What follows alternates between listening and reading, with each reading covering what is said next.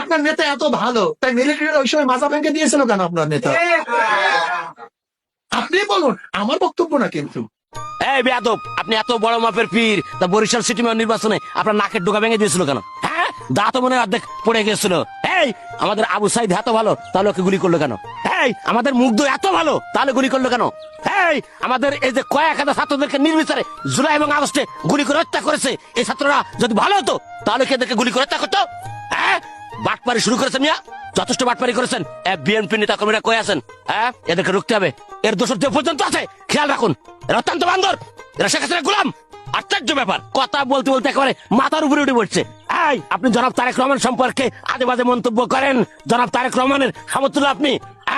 বাংলাদেশের সর্বোচ্চ উচ্চ সম্মানের পরিচয় রয়েছে জনাব তারেক রহমানের, যে পরিচয় দ্বিতীয় আর কারো নাই। ওনার বাবা ছিলেন সেনাবাহিনীর প্রধান, ওনার বাবা ছিলেন বীর উত্তম, ওনার বাবা ছিলেন বীর মুক্তিযোদ্ধা, ওনার বাবা ছিলেন সফল প্রেসিডেন্ট, ওনার মাও বারবার নির্বাচিত প্রধানমন্ত্রী। অর্থাৎ জনাব তারেক রহমানের বাবাও রাষ্ট্রপ্রধান, ওনার গর্ভধারিণী মাও সাবেক তিনবারের রাষ্ট্রপ্রধান। এই জনাব তারেক রহমানের শ্বশুর উনি ছিলেন নৌবাহিনীর প্রধান। ওনার মা বেগম খালেদা জিয়া শুধু বিএনপি নেত্রী নয়, গোটা বাংলাদেশের নেত্রী। 2011 সালে আল্লামা আব্দুল হাসান সাইদি সাহেবের ফাঁসির রায় যখন দিয়েছিল, তখন ওই খুনি হাসিনা 170 জনকে নির্বিচারে বাংলার জমিনে গুলি করে হত্যা করেছিল।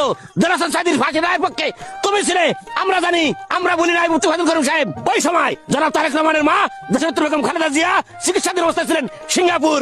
চিকিৎসা শেষ না করে মাত্র 2 দিনের মাথায় বাংলাদেশে ফিরে এসে সাংবাদিক সম্মেলন করে বিক্ষোভে ডাক দিয়েছিল। প্রথম বেগম খালেদা জিয়া বলেছিল, ওই খুনি হাসিনা এতগুলো আলেমদেরকে হত্যা করেছে, আল্লাহ সহ্য করবে না, খুনি হাসিনা পরে গজব পড়বে, খুনি হাসিনা গণহত্যা করেছে। এই গণহত্যা উক্তিটি প্রথমে 2011 সালে করেছিলেন বেগম জিয়া। অর্থাৎ বেগম জিয়া বিএনপির নেত্রী নয়, গোটা দেশের নেত্রী। সেই পরিবারের দিকে আঙুল তোলো। জাতীয় দল বিএনপি নেতা কর্মীরা কোথায় রয়েছেন? সাবধান, হাত পাকা। আর এই হাত পাকার দোষর যেখানে দেখবেন উল্টো পাল্টা করছে, সেখানে প্রতিরোধ গড়ে তুলবেন। সেখানে প্রতিরোধ ছাড়া বিকল্প কোনো কিছু নাই। এটি আমার কথা। সব ভালো থাকবেন। খুদা হাফেজ।